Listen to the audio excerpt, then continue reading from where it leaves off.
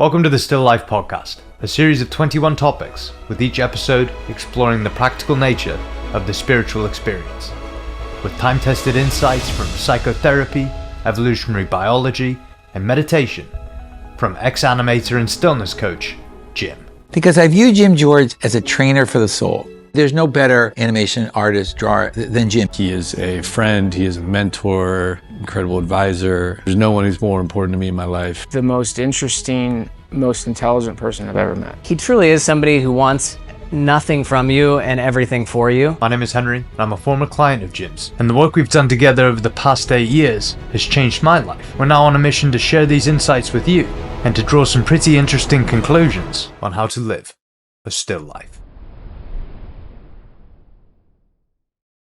Well, hello everybody, and welcome to the Still Life podcast.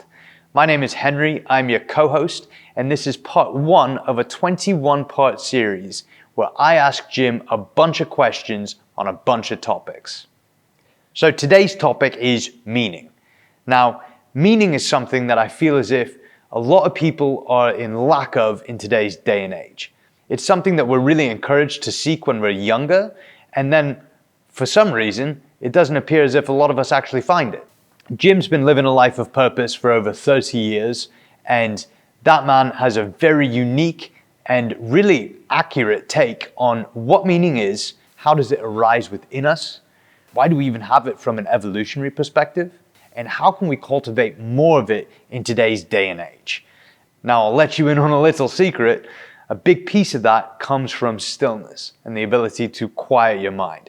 We get there as well in the conversation, and it's really bloody exciting. So sit back and enjoy. I hope you get as much out of it as I did. I think today's topic, meaning, is a pretty important one. You know how to pick them. That's a deep subject. I thank you for that. Well, it's a deep subject that I feel as if you address in a very approachable and shallow way with your private practice. Because you ask anybody that comes in the first 2 questions. Yeah. Who are you really? And what do you love? Mm-hmm. And that second question, what do you love, to me has an intrinsic tie to meaning. What's important to you? It does. What's significant? Yeah. And so I think that you sort of address this very softly right away, where you're asking people, what's meaningful? Yeah. And so for my first question, what does meaning mean to you? It's a great question. What do we mean when we say meaning? So, like I said, you know how to pick these topics, and there is a lot to meaning. And if we start to unpack it, I'd like to suggest that there are different aspects to it.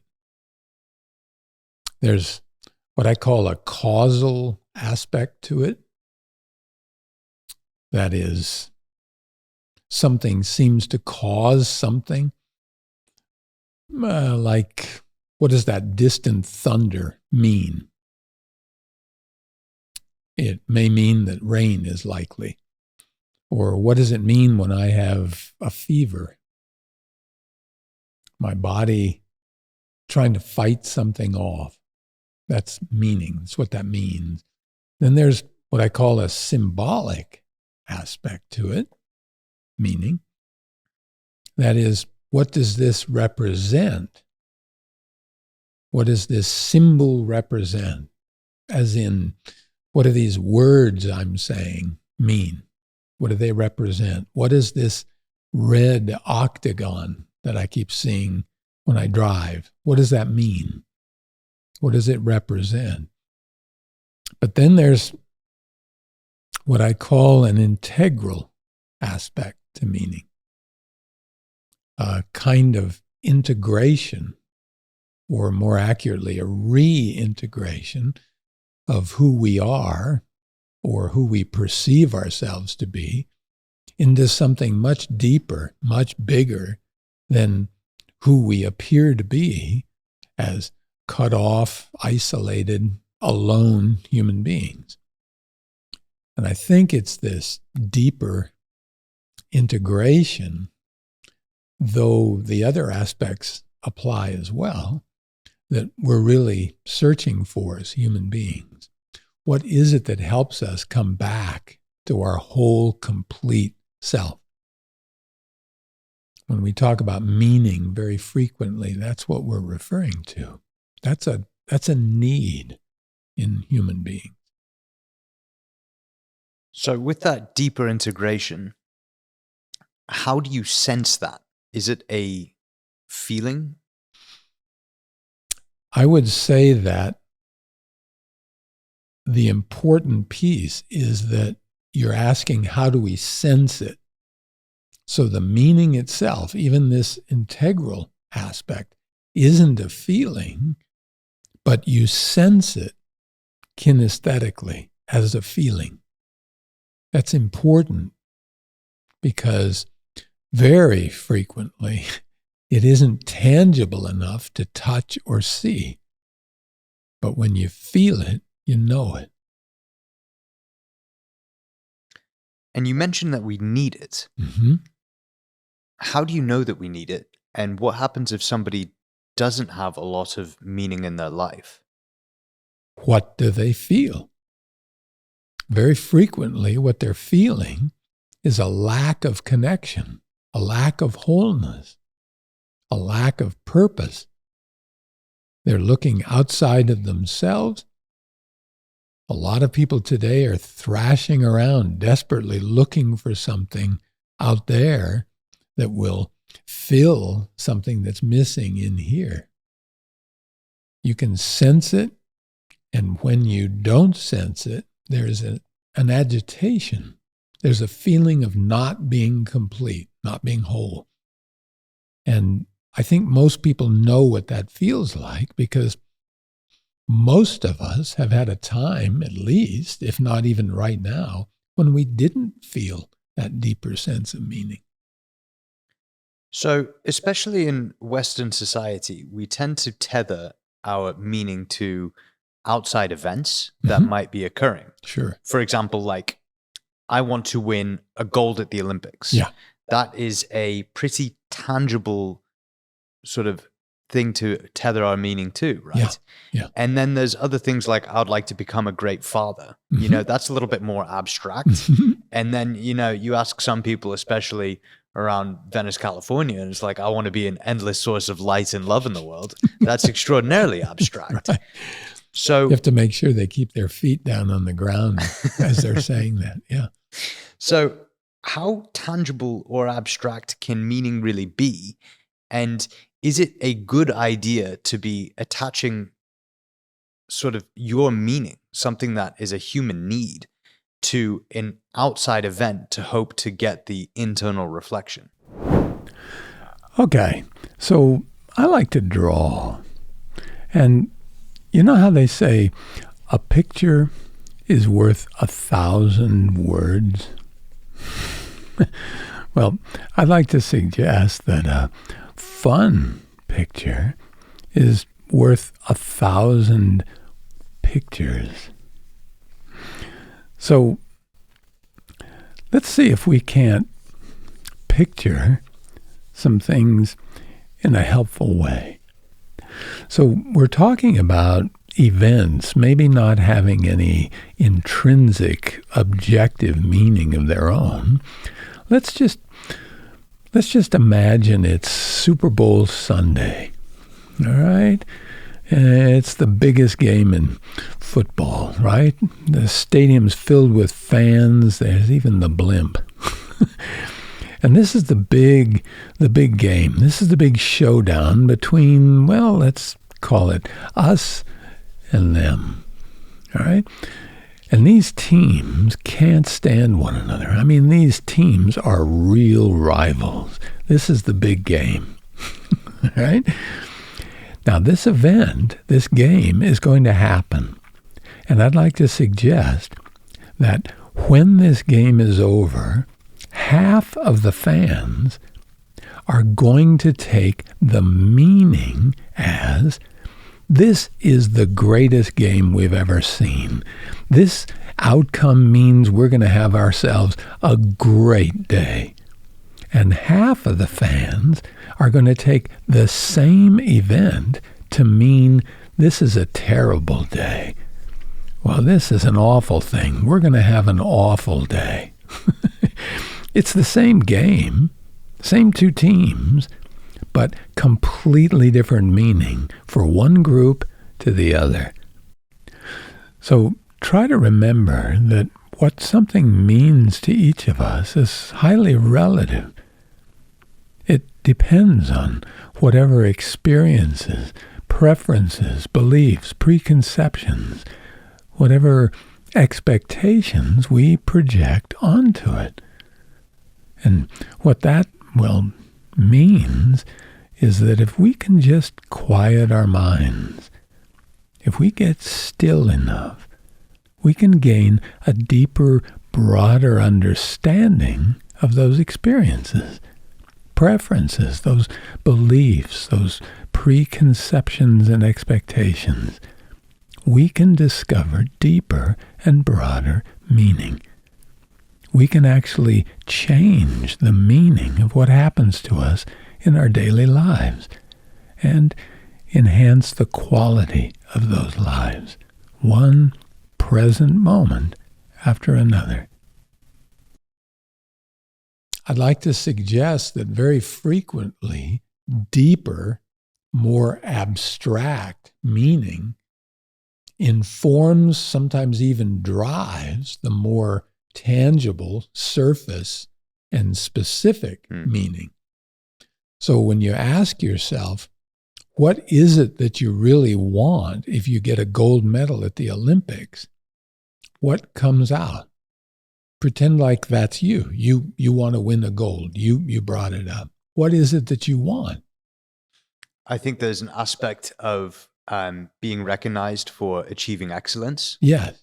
And sort of being the best in the world comes with a level of status and admiration intrinsically that I think that we're attracted to. Yeah.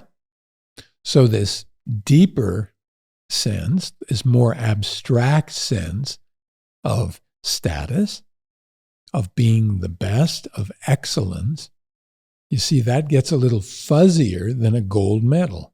It's where we get into that. What does the gold medal signify? What does it represent? It represents those things because not everyone can have a gold medal. The question now is, what is that status? What does that excellence give you? What is it that you're really trying to have? I think there's group acceptance and inclusion, because if I wore a gold medal around town, I think everybody's going to want to have a conversation with me. And to me, that signifies sort of this, this aspect of being accepted and liked without having to perform too much. It's sort of like letting your achievements sort of speak for themselves. Sure. Per se. Can I ask you a question about that, though? As you're wearing your gold medal and no one else you're talking to has a gold medal, you think you're feeling more or less actually connected to those other people? Less. Isn't that interesting? Yeah, it's an aspect of being separate. So acceptance, by pushing people away through your implicit superiority to them, is kind of a dichotomy, isn't it? And yet that's kind of what we're doing. There's this deep level of insecurity about being accepted to the point where we're overcompensating and trying to be better than everyone so that we'll be accepted. And this is the kind of deeper exploration that stillness allows us to have, where we can ask the question, what is it that I'm really trying to get if I spend the next 4 or 5 years trying to win a gold medal at the Olympics instead of feeling this more abstract sense of meaning and connection to something bigger than what I feel like right now? Because there's a big hole in me that says I need a gold medal. I think there's two sort of paths that I want to take this. And the first is that it seems as if our species derives meaning from pursuit, Yes. right? Yeah. Where it's like, if I'm seen as pushing a boundary in some area, that has an intrinsic attractive quality to it if it's positive, benign, and for like the good of the group. Sure. For example, if I'm competing for the Olympics and I bring home a gold, Yes. there's this aspect of like, oh, you've sort of helped promote the group status Yes. through your pursuit. Yes. And I think that seems to be pretty deeply hardwired into us. Sure. Do you think that there are sort of broad themes that we derive meaning from just in general Sure. as human beings? Sure. Well, you've raised a big one, because from an evolutionary standpoint, ever since we dropped out of the trees, it became more and more important for us to work as a group. We're social animals. And that social animal thing comes at a very important cost. If we operate individually, and I'm talking about being on the savannah in Africa somewhere, a larger, faster predator will take us out. If we work as a group, we can actually begin to equal the playing field, so to speak, with those larger, faster predators. And as we so effectively did as Homo sapiens, as opposed to other group societies, we literally got so powerful that we wound up dominating the entire planet by this group effort, working together. But that meant that our survival depended on our belonging to a group. You get pushed out by that group, and it's a death sentence. I'd like to suggest that's still hardwired into our nervous system. And as such, perception of your status or standing in a group is so deeply hardwired at a limbic level that your status is triggering a life and death response, even though it may simply be, do I have the right shoes on? It just hasn't had a chance to update. So the meaning that's attached, oddly enough, derives from our limbic system. There's a quality and a quantity descriptor for this from neuroscience called valence and salience. If you can imagine a young infant just born, and hypothetically say this infant hasn't had any previous experiences of any kind, and it has an experience, never had anything before. This experience is either pleasant or unpleasant. The infant has no idea what that even means. It's just this experience is, in this case, pleasant. It's comfortable. I like this. Ooh, good. They'll store that in their body and use that as a benchmark for future experiences. Is this something similar to this prior, as they call it? Do I want more of that? Is this something I want? Or is this experience unpleasant, negatively valenced?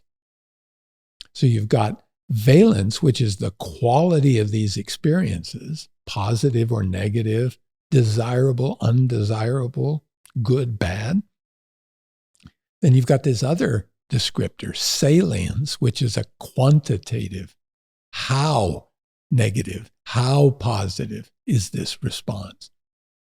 That's directly related to our neurology and how we grow as human beings.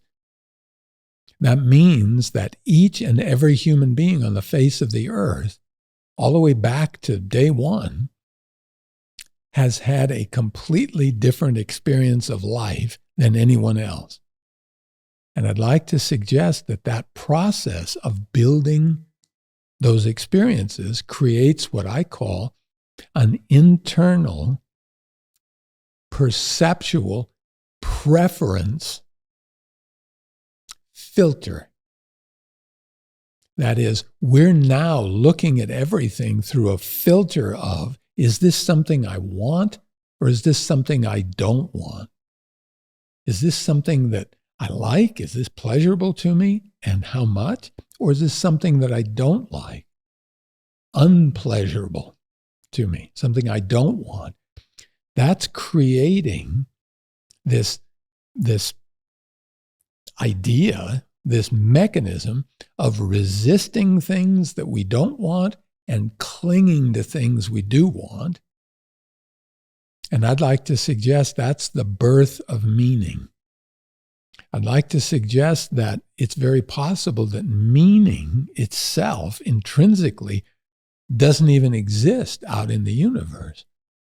It's a product of the neurology that is saying this, other than its intrinsic existence, has a meaning. And most things that you'll encounter don't have much meaning because they're not sticking in your mind long enough to tap that preferential filter. I don't really have a preference for this piece of the floor over here. It doesn't have much meaning to me. But I have a huge preferential filter response when I look at you. Because we've had a lot of connections.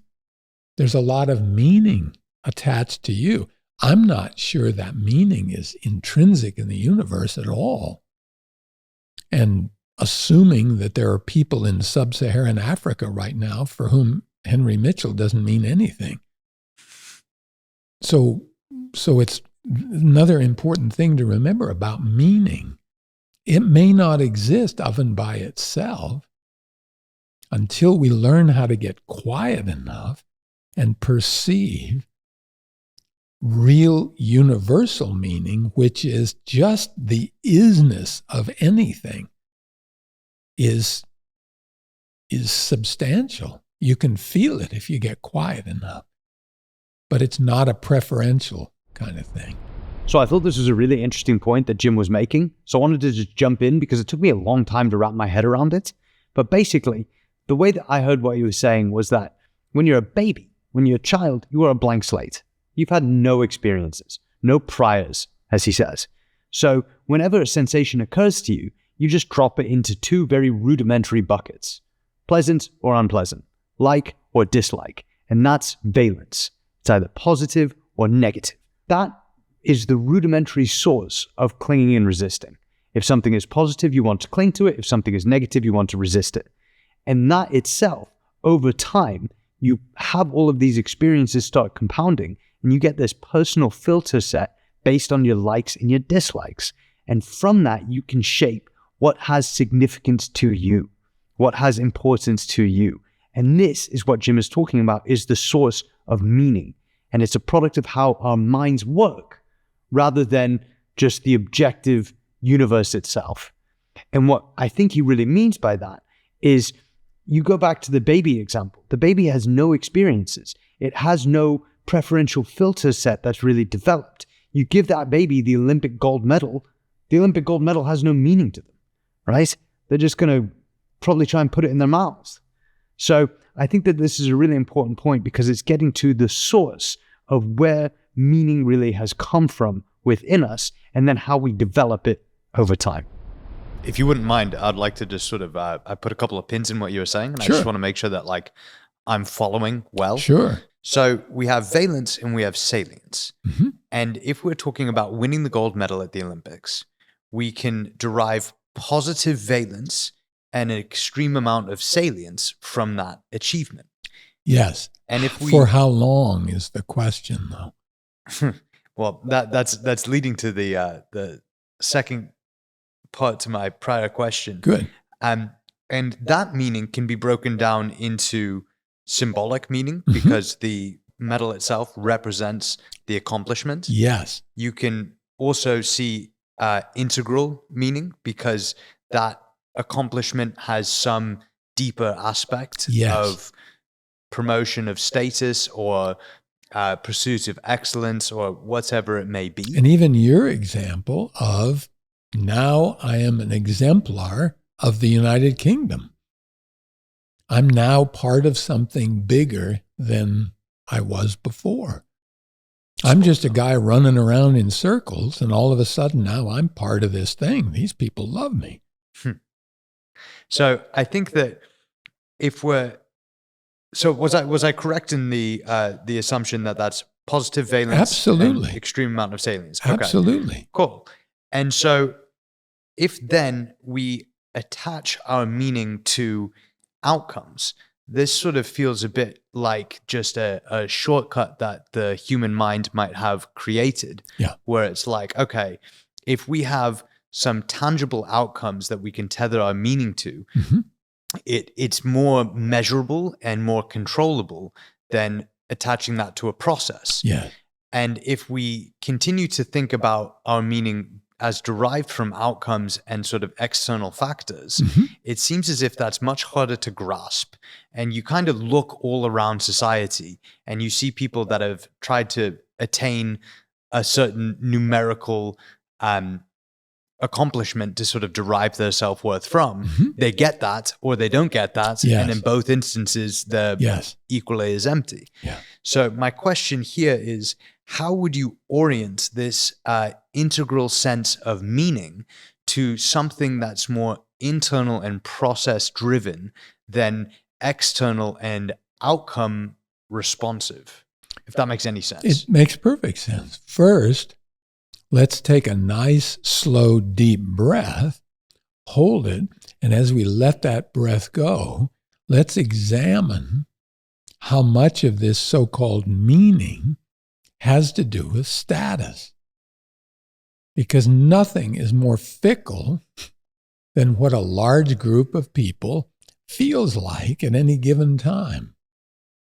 So if you want long-lasting valence and salience, do you want to go to something as fickle as a crowd of people who are now looking to next year's gold medal winner? Because pretty soon you're going to be the person who did something, but I just can't remember because this new gold medal winner is the one we're all paying attention to. The process, though, and it's tough to do, but once you begin to be more process-oriented, you realize that this is all coming up inside of you, this feeling of meaning, this feeling of accomplishment. And I'm suggesting that that feeling of accomplishment is something no one can take away from any gold medal, silver medal, bronze medal winner, or a competitor in the Olympics, because it's not dependent on somebody else's opinion. So where we place our symbols of meaning is very important. It's a lot simpler, a lot easier to try and get a symbol that represents that deeper meaning, but that symbol isn't the thing. No symbol is what it represents. So there's something much deeper than that gold medal. If you're just wrapped up in the gold medal, that gold medal is going to come, that gold medal is going to go. So now we're talking about deeper meaning. I'm not saying there's no meaning to winning a gold medal. There's a huge meaning to it.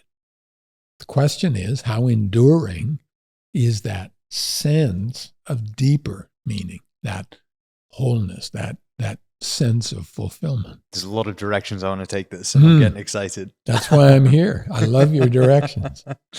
So when it comes to that level of meaning, and you have some recognition where I'm saying this is very abstract. Sure. It's sort of anybody.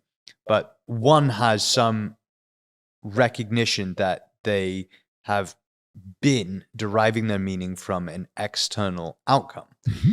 Is there a way to shift that preferential filter, what you were talking about before, Mm-hmm. in terms of what you perceive as meaningful. Yeah. Is there a way to shift that from something that's external to something that's more internal? And do you think that our society as it stands supports that type of transition? Well, let me start with the latter. And when you say our society, I'm assuming you mean Western society. And the short answer is no, because it's very externally driven. It's one of the shortcomings of our culture.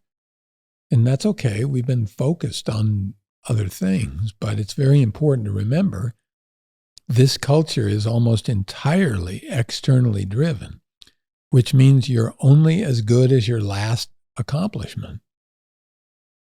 It's amazing how quickly people forget these outcomes. If you can ask yourself, what is it I'm really looking for? And it's very difficult when you're thrashing around in an externally driven culture to ask this, let alone answer it. That's why we're talking about quieting the mind deeply and then getting in touch with these deeper places in yourself. What is it you're really looking for? What is it that's really giving you meaning, not a temporary reprieve from this feeling of inadequacy? There's a huge difference. So you can ask yourself, what is it I'm really looking for? Do I really want just to have other people think I'm all that in a bag of corn chips? Or is it deeper than that? Do I want to know that I've really grown? And by the way, in the end, you're the only one who can know that. Everyone else is watching from their private Idaho. Don't forget, they're in a completely different universe than you are. So when you're discussing this, you're really talking about a series of behaviors. And the way that you define internal, deeper values are a kinesthetic feeling that helps to drive your behavior. Yes. So you can have, as we're talking about societal and internal motives, you can sort of sub out the word motive for values. Yes. You have societal values, extrinsic values that are being imposed upon you, and intrinsic values that are true to you. Yes. These are those feelings. So from what you were just saying is that our society has some external values that aren't necessarily conducive or helpful for you to find your internal motives and internal values, just based on how it rewards people within the society. I was wondering if you could expand upon that. So we do a lot of work in our values piece on intrinsic versus extrinsic values. That's one of several types of values that we talk about. Very quickly, these intrinsic values, as you just said, values that come up within yourself, what it is that's important to you, important enough that you spend your time, your energy, your resources, your money, your life to have. And they can be very abstract or they can be very specific. Then there are extrinsic values that are imposed from any group, any culture, any tribe, as small a group as your own family. And these extrinsic values draw strongly on your need to belong. That is, your status in that group. Try to remember that those extrinsic values are there to benefit the group. They're not necessarily there to benefit you. In fact, for the most part, you'll find that those values, extrinsic values, are demanding that you either lessen, you sidestep, even compromise your personal intrinsic values in favor of the greater good of this group. And that's a good thing. That's how groups survive. If everyone is just concerned with their own intrinsic values, there's no group cohesion. So that's okay. I'd like to suggest, though, that a life well lived is an ideal balance between intrinsic and extrinsic values. And you can find out what your intrinsic values are vis-a-vis these extrinsic values by asking, what is it I'm looking for? Again, if what I'm looking for is acceptance from the group, then these extrinsic values are going to be driving you. In a very real sense, your center will be located out of your body, out of yourself.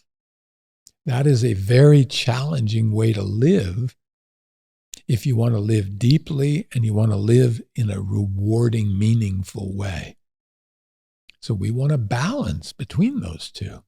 And you can ask yourself in stillness, I don't mean to be self-serving, but values are discovered in stillness. The more still you are, the more you will discover.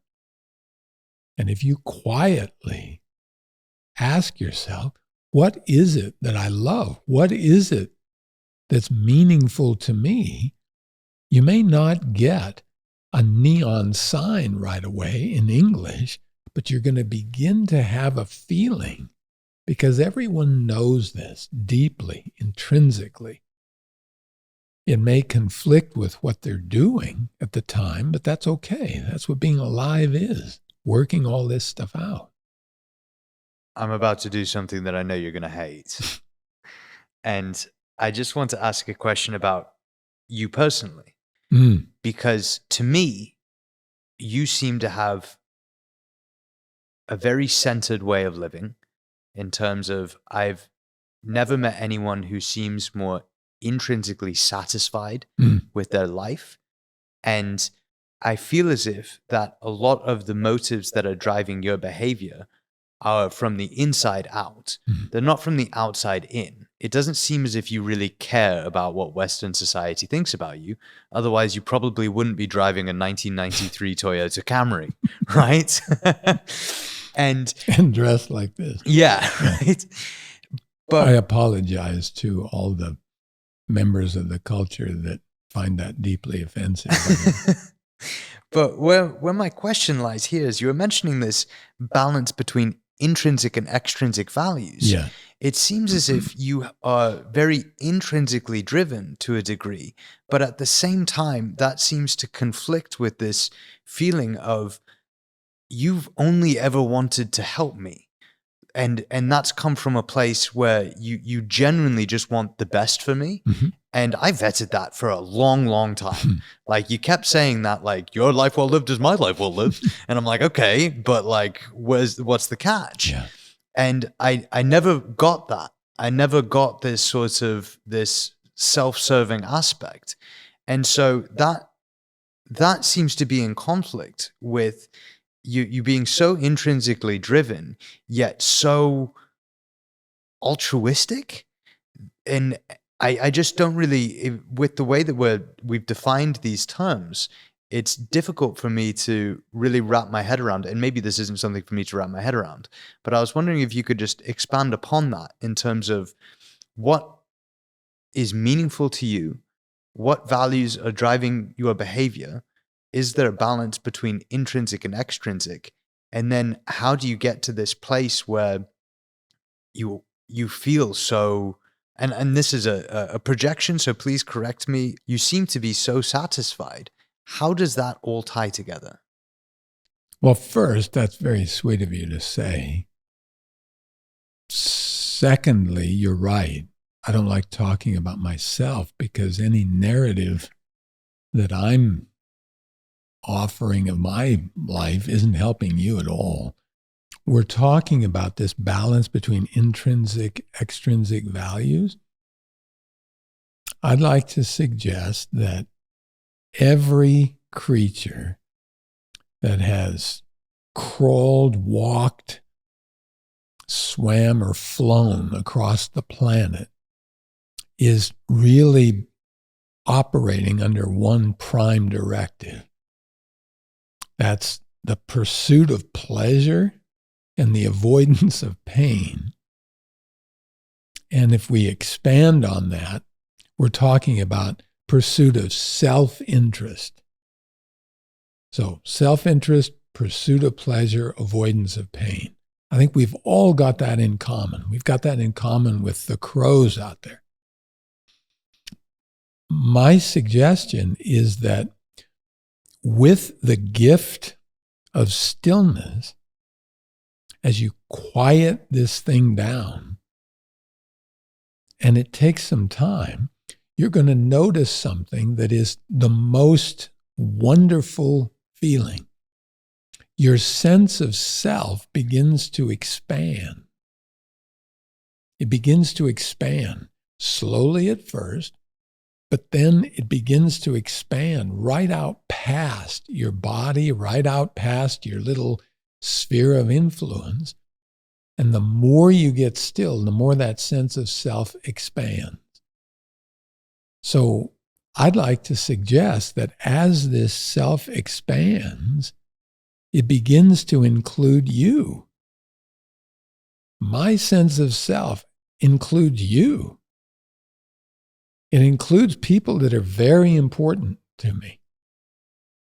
Some of them I don't know yet, but I know them.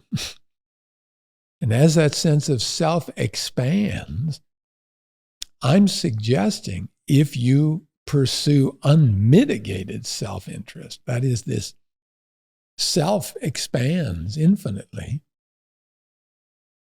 you pursue unmitigated self-interest, pursuit of pleasure, avoidance of pain, you'll be accused of altruism because your good is my good. I'm probably infinitely more selfish than you are. My sense of self is just a little different. That's all. Part of that is being a geezer, by the way. But just understand, this is not altruism like, oh my God, I'm making all these terrible sacrifices, though they appear to be sacrifices. And the degree to which I'm not fully still, they may appear to me to be sacrifices. But ultimately, my sense of self includes you. So literally, your life well lived is my life well lived. I mean, literally, I don't mean that in some, back of the holy card, St. Jim bit at all. I don't. It's the most selfish thing I can do. There's a lot of depth there. And I just want to summarize and see if I'm tracking well. So please adjust appropriately. Sure. But from what I just got from what you were saying is that through this practice of stillness, yes, and that's the practice of quieting the inner narration, yes, there is a reflexive expansion that occurs. yes. And can I just add something, because this is important? There's a remembering that you're already expanded. It only appears to be expansion because of our previous reference point. This is the beauty of this gift, and this stillness thing is a gift. I thank everything that's holy every day for this gift, because without it, I'm lost. So yes, this sense that it's expanding, but a more accurate representation is I'm remembering I'm not all contracted like I thought I was, like it felt when I was alone, separate, egoically driven. That's part of having an ego. I'm isolated and cut off from everybody else. Me. that's a perfect adjustment. So firstly, this practice of stillness allows you to expand and remember that you are actually much larger than all of that in the first place. Yes. And then from that place, with this expanded sense of self, there is then this really a realization that you are a part of everything that's much larger than you are. And so why would you ever want to harm or distract from what you are yourself? You are hitting yourself with your own fist. It makes no sense from that perspective. You can't harm somebody. It's harming yourself. I just wanted to pause one more time because Jim says so many things so casually. And if you really think about what he's saying, it's pretty unbelievable, right? This man just said that he sits down, gets really quiet, and his sense of self starts to encapsulate other things and people around him. What? Right? Like, I don't think he's lying at all, right? He literally feels like he is his surroundings. And why would he want to hurt himself? Now, that is incredible. It's so far out of gambit for most people who aren't on a hell of a lot of drugs. But something that I just want to highlight as a hallmark of sort of following an introspective practice for decades is that you can just escape this prison of I am just my mind, my thoughts, my body, whatever. And you actually connect with a larger truth that I am absolutely at one and in sort of a dynamic flux with this universe around me. And not just think that, but feel it at a deep level, so much so that you orient all of your behavior to helping yourself. What? And so, yeah, this is incredible, because if you live your life that way and you make that a lifestyle, you're welcoming people into your practice, but you're just sort of welcoming yourself into your practice. Exactly right. And at that point, it's to share this state of stillness, Yes. whatever that means for that person, Yes. so that other people can experience it.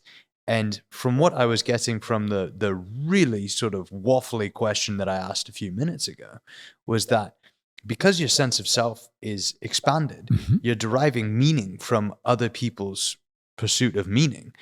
Literally, yes. And so when you get that, you get fulfillment. You get this integral aspect of reward just from Yes. other people discovering that pursuit within Yes. themselves. Yes. Is that why you refer to yourself as a neurological pyromaniac? Yes. Because I can't help but look at that spark and want to fan it into flame.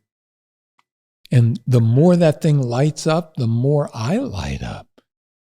Till finally I have to just back up so I don't get sunburned. I want that effect because I'm feeling that effect as you're feeling it.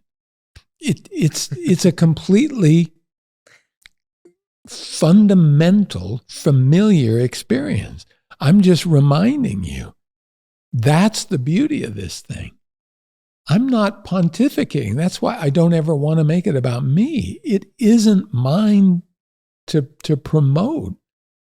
You know this. Everybody knows this. My job's just point. Over there, look. And then get back out of the way. There's nothing more intrinsically rewarding because it's not time or distance dependent. Nobody's going to win the award next year or 4 years from now. There's no reward. It is rewarding. It's meaningful intrinsically. And it's only the degree to which I can be still all the time, and I can't. So there are times when I feel like, oh, wow, poor me. So this is the last time I'm going to interrupt, I promise. But I just thought this was a really cool opportunity to really tie together this whole conversation. Because if we listen carefully to what Jim's saying, he's defining his integral meaning, right? How he feels a part of something larger through stillness. He's quieting the narrative down, and this sense of expansion is giving him that sensation. And when he's sharing that with somebody else, that's really where he's deriving his meaning from, right? And it's that act of deriving his meaning from sharing the state of stillness that's so much more sustainable than, hoping to get a ribbon for getting 10 people still at the stillness competition next October. No, that's not the case. But he's deriving his meaning through stillness and having other people get still. He's deriving this feeling of being a part of something bigger through a sensation of feeling a part of something bigger and including other people in it. So much so, he does it at the expense of sort of his own feeling, right? He says that he's not still the whole bloody time. Sometimes he's feeling sorry for himself, and sometimes he gets back into this very human form because that man is bloody human. But I think that's just such an important point, that sensation is so much more meaningful than anything else, that he dedicates his whole life to it at the cost and at the sacrifice of so many other comfortabilities that he could have in his life. Now that to me is just bloody cool. Tip my hat. Coolest man alive. I'm a human being, but this state of stillness always, it's never failed, brings me back there. You will find that unique, deep meaning by living your life. That's your path. You can't get off of it. Even if your path is to sit on the couch and watch reruns. That's your path. You will eventually, this may sound strange, but you're eventually going to discover this stuff by doing that. I don't mean that those reruns are going to give it to you, but the act of spending too much time watching reruns may be just enough of a motivator to get you to stop that and get quiet. Maybe out of desperation. We never know. So to pick up on that, if you don't necessarily have an idea of what your meaning or your purpose is, do you think that if you do stop the internal narrative and feel more deeply into who and what it is that we truly are underneath the sort of distracting monologue that continues to go on throughout our sort of waking day, at least for me as a human? Sure. All of us. Me too. Is that the best way to discover meaning? If somebody's listening to this and thinking to themselves, well, I don't know how I derive meaning, and I feel as if there's a lack of that in my life, how would you recommend, or what advice would you give somebody to try to find that? Well, if you're talking about someone who has no idea what their purpose is at the moment, that's okay. I'd like to suggest purpose is far deeper than an idea in the first place. Purpose runs deep, and you discover it. You don't post it. You don't put it on a bumper sticker. It is something that builds slowly through the course of your life. And if you'll be patient enough and quiet enough, you're going to understand that virtually everything you've done throughout your life is contributing to this overall sense of purpose. What do you love refers to what literally brings you home, makes you feel fulfilled. And as you begin to explore this, you may not get a pat answer today in the way that everyone in this culture wants it. They're looking for the shortcut. They're looking for the easy, quick, cliff note answer. Purpose is far deeper than that. There are qualities, there are activities, there are ways of being, there are ways of working that will resonate with you at a very deep level. Not just because I'm trying to get points, I'm trying to get likes. I'm really, this just feels great. And by the way, when you say, I don't seem to care what other people think, well, yeah, but in another way, if I think that you think you're not getting closer to your life well lived, I care a lot about that. Not because I'm trying to get a thumbs up on my Instagram, but because I care about you, your life experience, in the most intrinsically selfish way possible. Yourself is part of myself. That's literally what it feels like. So remember, you don't suddenly have this purpose like, this is my personal brand, and so therefore I'm going to do X, Y, and Z. You're you're driven by these deeper abstract meaning, and activities will derive from that, you'll find yourself doing something you never dreamed of doing. And it'll be so rewarding, you won't need all these other symbols of status. You won't need these symbols of accomplishment. You've accomplished. You can feel it. And that's where things get remarkably simple in your life. It may take a while to adjust because the culture is not looking there at all. At least I've not seen it.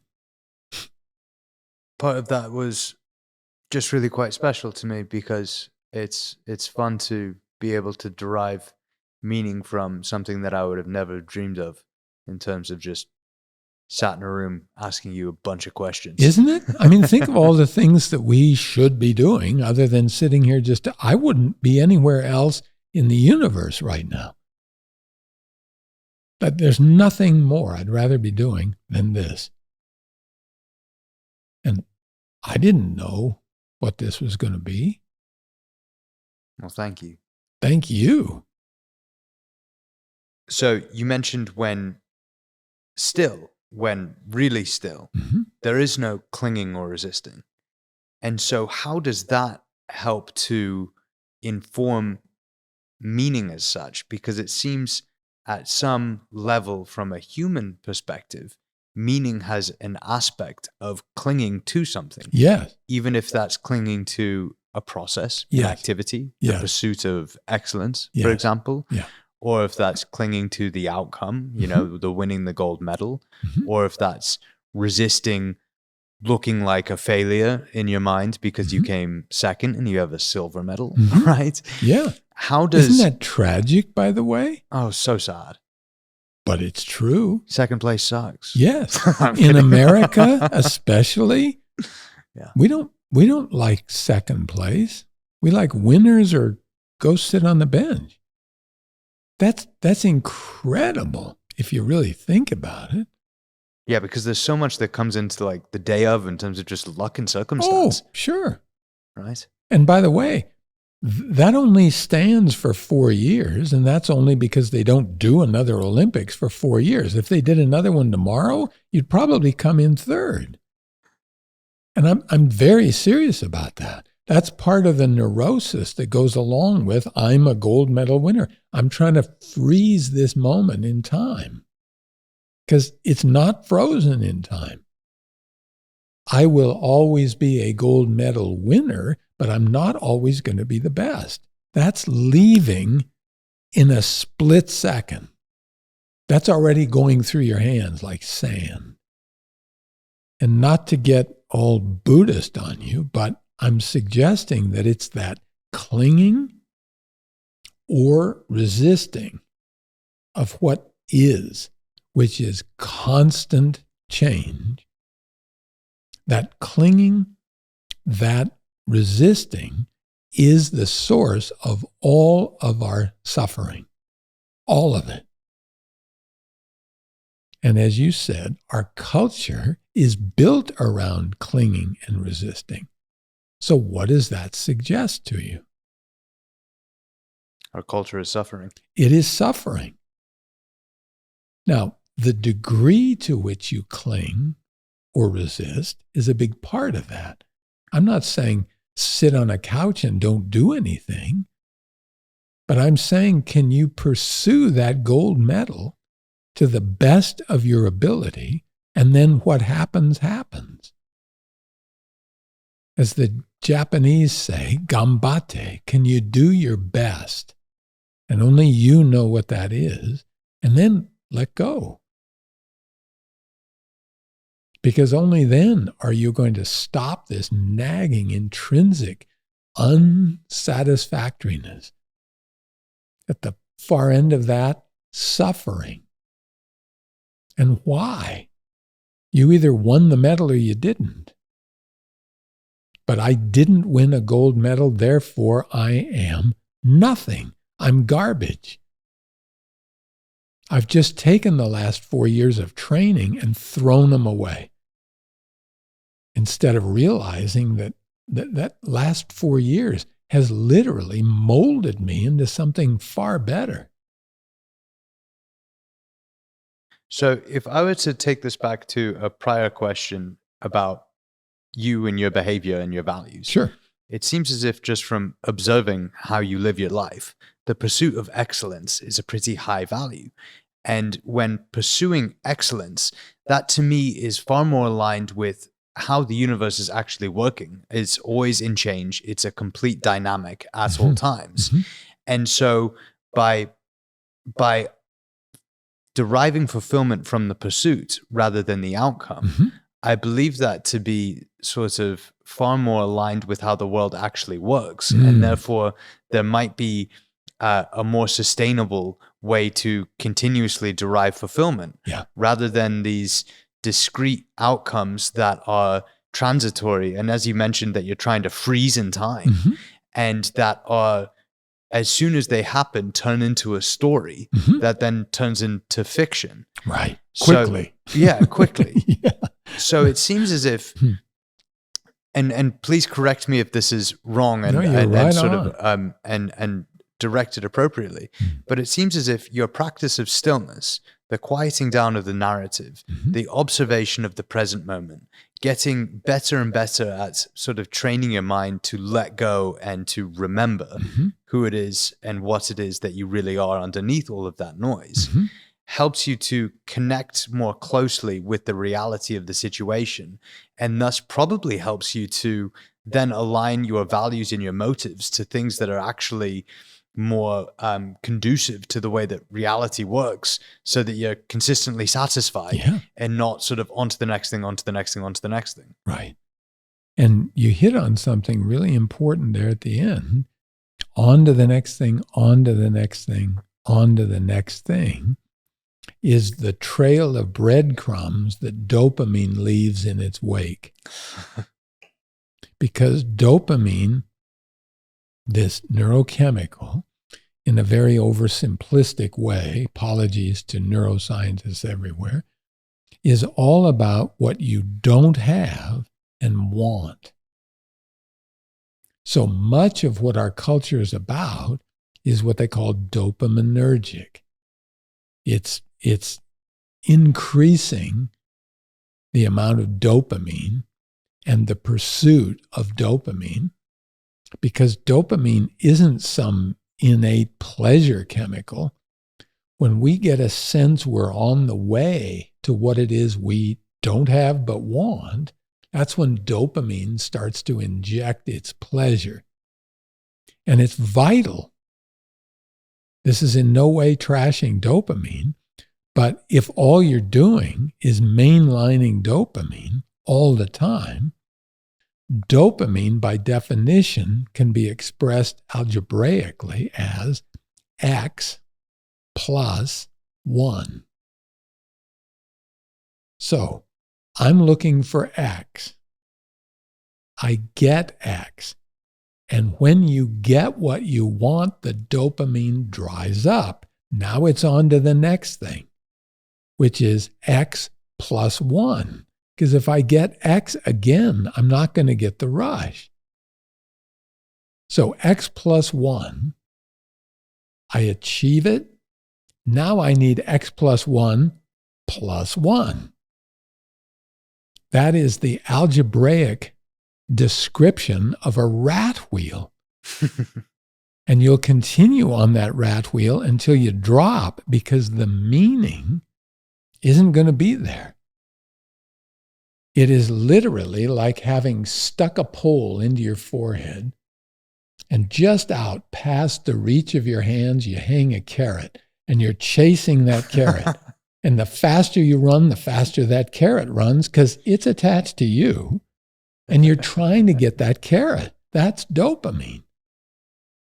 So as you're in pursuit of this stuff, and as the culture is more and more and more addicted to this dopamine cycle, you can see that unsustainability is there by definition.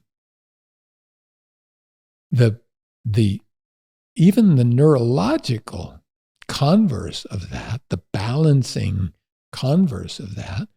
Serotonin, again, apologies to neuroscientists everywhere, is about what you do have and appreciating it. It's a completely different system, a lot of the same receptor sites, but different system. As it's working, you get this glow of appreciation, and it is a balance between serotonin and dopamine, serotonergic, dopaminergic activity, that is a life well lived. When it gets too far out of balance one way or the other, you can sense that. Most people derive meaning from doing something, which means there's an element of dopamine to it. The question is, how much of it's dopamine? How much of it is serotonin? And is there a balance there? Yeah, I think that's brilliant. And it ties in quite conveniently to points that we were making earlier in terms of what this culture is truly about. Yes. And I'm not trashing the culture, by the way. I'm just saying it helps to notice. Oh, completely. Yeah. I mean, if it weren't for the culture of materialism, we wouldn't have a lot of the inventions that are making this possible. No, right? You and I would be sitting by ourselves around a campfire and no one else would hear us. So I'm totally on board, but that doesn't mean we need to let it go unchecked off a cliff. That's all. Yeah, because I think that the reward for the X+1 Yes. gets the microphone to be this much better than That's the right. one prior to it. That's right. And so I can see why that would be rewarded so heavily in the culture and be such a powerful propellant, moving us forwards. And I think that that's ultimately neither right nor wrong, good nor bad. It just is what it is right now. That's it. But I do want to just thank you in general because of the amount of serotonin that I feel on a day-to-day basis from having the ability to step out of the narrative within myself that might not necessarily be fueled completely by myself, to quiet my mind, to then really evaluate what it is that I'm being driven towards, what it is that I'm clinging to, what it is that I'm resisting. Good. Evaluate whether I actually want to do that or not. Good for you. And then really taking that to an end to see if I actually derive meaning from whatever it is that piece is. Beautiful. So this is just a very long-winded way of saying thank you for really diligently building that practice within yourself to come to the conclusions that you've come to, because without that, I wouldn't be having this conversation whatsoever. And without that, I wouldn't have even started the inquiry within myself of what's actually meaningful to me. Yeah. And so I guess this is just a long-winded way of saying thank you for this conversation in general. It really means a lot. Well, thank you. You're the one that started it. Don't forget. And a conversation is a very solipsistic kind of thing if there's only one person in the room. I'd like to suggest that it is this that's making it magic. So I hope you're beginning to feel that you're thanking yourself, because as our senses of self expand, it becomes a single sense of self. Once it gets quiet enough, that's the beauty of this. And when you're in that experience, no words are necessary. Meaning just comes forth. You're the coolest guy I know. So as always, thank you so much for tuning into this week's episode.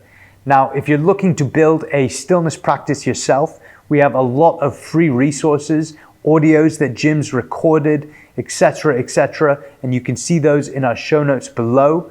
Along with that, there are also online courses that you can roll in if you want to learn more from Jim.